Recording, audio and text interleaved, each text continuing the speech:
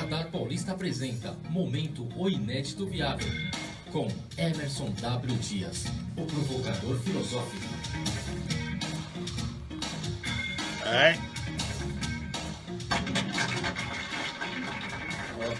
Deixa eu abrir o microfone primeiro pra gente poder falar, né? Então tá aqui conosco o Emerson W. Dias.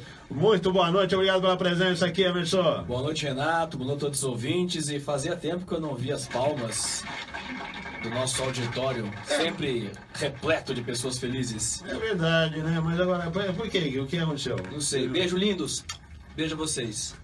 O pessoal Tá jogando pra torcida já. Tá jogando pra torcida. Agora, o Emerson, que nós vamos falar hoje aqui? Hoje, esse quadro chama-se Fraude é Freud. Olha, passou perto, né?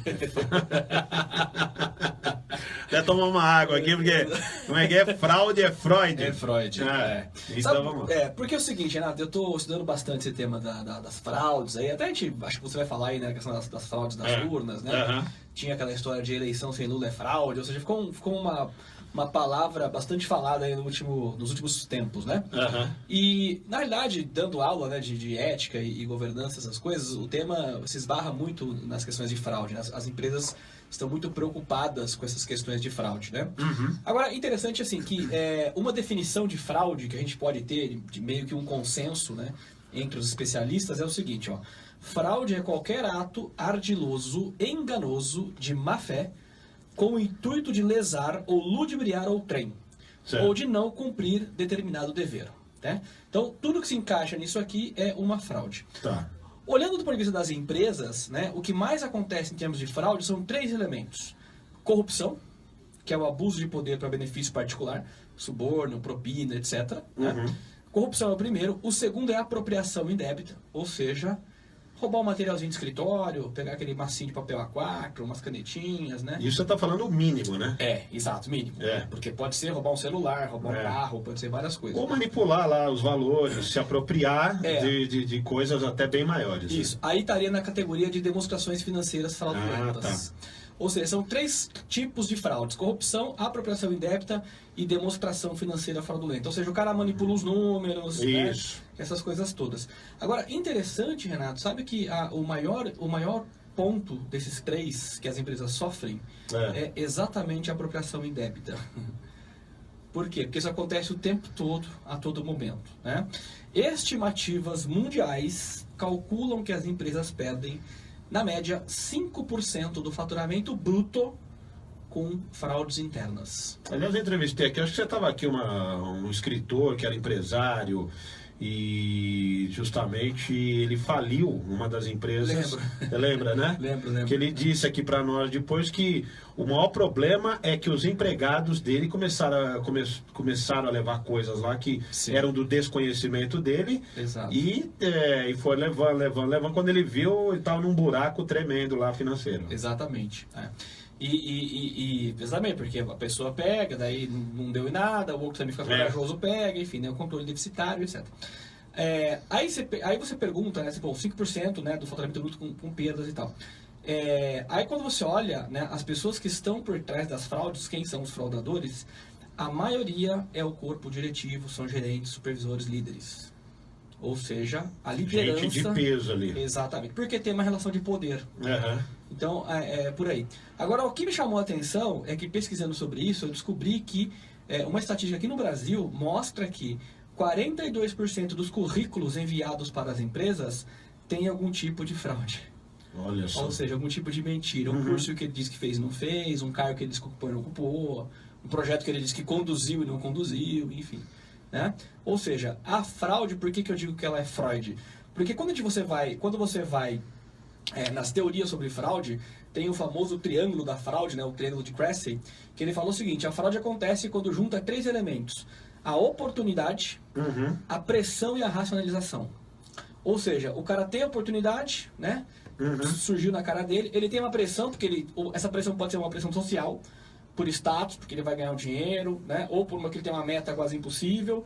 e ele racionaliza, ou seja... Porque ele pode estar desempregado também. Também, é um tipo de pressão, né? Uhum. E ele racionaliza, ou seja, ele se justifica, não é fraude, alguém também já fez, é um momento de necessidade e tal, né?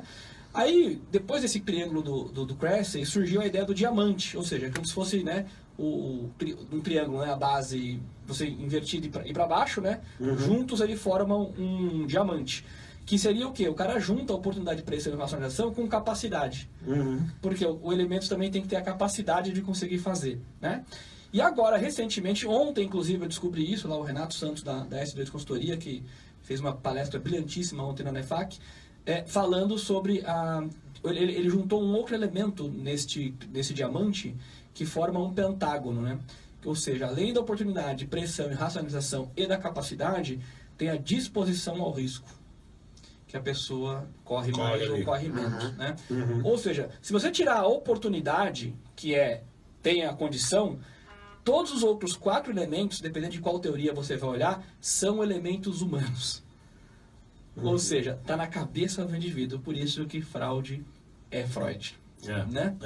E aí, quando você traz isso para as eleições, o que acontece, né? O MIT tem um estudo sobre fake news, etc., que prova que as fake news elas não são disseminadas tão rapidamente por robôs, mas sim por humanos. Por conta do viés da confirmação, ou seja, aquilo bate com o que eu já acredito, né? Não checo a fonte, a veracidade, e espalho tudo isso, e aí você pode estar sujeito, né? Todos nós estamos, a cometer uma fraude eleitoral. Por quê? Porque você vota em alguém que não tem de fato aquele currículo que você construiu na sua cabeça que ele tem, mas ele não tem, porque foi tudo uma construção que foi feita. Na prática, aquilo não existe. Sim. Por isso que fraude é Freud. Sem dúvida nenhuma. E precisa tomar muito cuidado hoje com tanta informação, né? Sim, exato.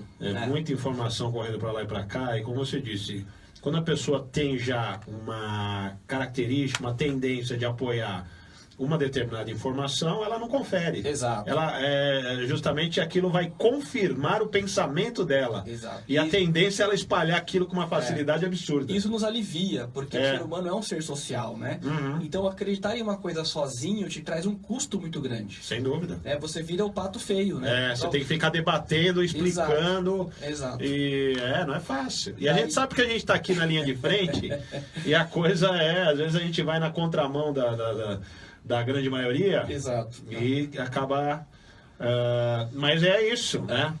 Mas faz parte. Faz parte. Agora, as pessoas realmente, essa consciência é fundamental, sem né? dúvida. Da informação e de realmente soltar algo que realmente... Eu não sei o que vai acontecer desse mundo futuramente, não, sinceramente. É tanta mentira que a gente vai chegar e dizer, onde que eu tô morando, onde que eu tô vivendo. Quem sou eu, né? Quem sou eu, exatamente. É uma coisa louca. O Arnaldo está comentando aqui o seguinte, corrupção é um mal mesmo, no mundo todo. Lembro que tinha uma cara que roubava sabonete e papel higiênico no banco onde eu trabalhava. Exato. Esse é o tipo de apropriação indébita. Que é o que está contemplado aqui nos elementos, como um dos 3 elementos da fraude, né? Corrupção, apropriação indébita, que é isso aí, o cara roubar sabonete, né? E o terceiro é fraude na demonstração financeira, o cara manipula números. E aqui o empresário que eu entrevistei, o Emerson estava aqui, eu me lembro que o fato dele ter sofrido lá uma falência, né? Sim. Na época, não sei se esse é o termo técnico, mas enfim... porque ele trabalhava, agora eu me lembrei aqui, que eram componentes eletrônicos micro, né? E que facilitava com que os empregados da empresa fossem levando os equipamentos. E eram equipamentos caros, né? Sim. Não estamos falando só... Claro que tudo corrobora aí para uma fraude, como está dizendo o Emerson. Mas assim, o sabonete, o cara entra no banheiro, você vai conferir a bolsa, né? Fica estranho, né? Conferir a bolsa. Você tem acho que tem uma regulamentação que você não pode fazer esse tipo de lista. Tem toda uma questão aí. Agora, equipamento eletrônico, o cara tá levando lá um chipzinho, lá um circuito integrado, que aqueles, né? Aquilo você tem que ter alguma forma de... Os empresários precisam ficar atentos aqui, né? Mas você sabe, né, Renato, que assim, condomínios, tem gente que na área comum do condomínio, o cara pega um detergente, pega um sabonete, pega um papel higiênico, né? Sem dúvida. E usa aquilo que é do uso comum para ele. Ou seja, ele está sim cometendo uma fraude, porque ele está cometendo um ato enganoso, ardiloso, de má fé, no intuito de lesar o próprio Sem condutor. dúvida. Levou lá a caixa de fósforo e já está cometendo a fraude. Exatamente. Né? Não tem como sair disso. Exato. E um detalhe importante, só pra gente fechar, é que quando você pergunta, né, esse é mundial, tá? Quando você pergunta qual é a maior razão que os caras fraudavam como justificativa, 43% eles diziam o seguinte, é porque eles viviam além do que eles podiam. Ou seja, a famosa pedalada, né? O cara tem um patrimônio de vida, né, um estilo de vida que ele não consegue sustentar com o próprio ganho. Então ele precisa criar um mecanismo para receber alguma coisa a mais. Porque a condição que ele tem ali não oferece a ele aquilo que ele já construiu. É o que eles chamam de living beyond means, ou seja, né, viver além dos próprios meios.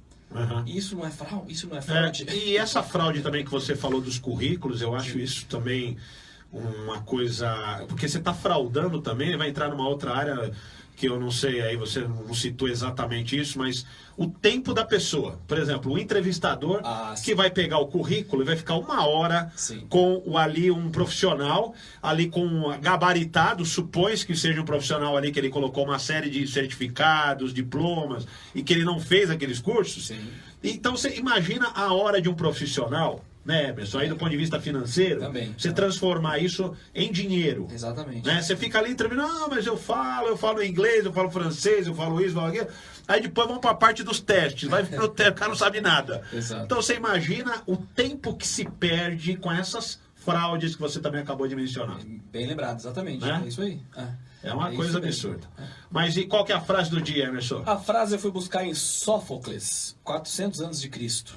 Dramaturgo grego, né? Tem que ser bom em dramaturgia para ser um fraudador também, né? Tem que ter uma cara de pau enorme, né? O Sófocles dizia o seguinte, ó: mais vale cair com honra do que ganhar com fraude. É isso aí. E é isso que a gente tem que mostrar para a sociedade, né? Que não adianta o cara ficar ali se gabando do carro de luxo, né? Do último tipo e tal. E para manter aquele carro, o cara tem que ficar sacaneando a sociedade. É isso aí. Né? Ou a empresa, enfim. Exatamente. E, bom, Emerson, deixe seus contatos aqui para os nossos ouvintes. O site é oineditoviável.com.br. Nas redes sociais é só procurar o Inédito Viável no Facebook e Instagram, como diz o Renato. E no YouTube, o canal Inédito Viável, que tem acesso a todo o conteúdo. Inclusive, este vídeo estará lá daqui a pouco. É isso aí. Então vamos acompanhar aí o Emerson W. Dias também no Instagram. E nas demais redes sociais. Deixa eu ver aqui o que a Sandra está comentando. Tem a ver com acho que você está falando aqui, viu, Emerson? Ela falou aqui, hein? Eu trabalhei com um sujeito que levava todo o papel higiênico para casa dele. Ele dizia que há muito tempo não comprava mais esse item. Eu contei para o diretor da empresa e ele foi demitido. Dizia que não comprava chinelos para ele e para os filhos. Simplesmente iam ao supermercado e trocavam os chinelos velhos por novos e iam embora na boa. Na boa, né? E o que me preocupa... Pode isso, Arnaldo? Não, isso é fraude, isso é crime. Né? Pode isso, Arnaldo? Apropriação indébita. E digo mais, o pior que essa pessoa está fazendo não é só para ele, é para a sociedade. Porque ele está com o filho, ensinando o filho sem dúvida uma moral torta. Não, você imagina o que vai ser essa pessoa no futuro, né? Exato. Se ele pode entrar no mercado, trocar o chinelo, o velho por o novo ali na boa, né? Como está dizendo a Sandra, imagina o que vai ser essa pessoa no futuro. Exatamente. Tá certo? Já passou os contatos? Já passou os contatos. Bom, ótimo final de semana. Boa votação. Para todos nós. Né? Todos nós. Temos que fazer a nossa parte lá de cidadão para uma melhor democracia, né, no Brasil. E o Arnaldo dizendo, a regra é clara, isso é roubo de pai para filho. É isso aí, com certeza. Valeu, Emerson. Valeu, Renato. Até quinta-feira. Né? Quinta-feira, semana que vem, novamente aqui o Emerson W. Dias trazendo o quadro Momento Inédito Viável.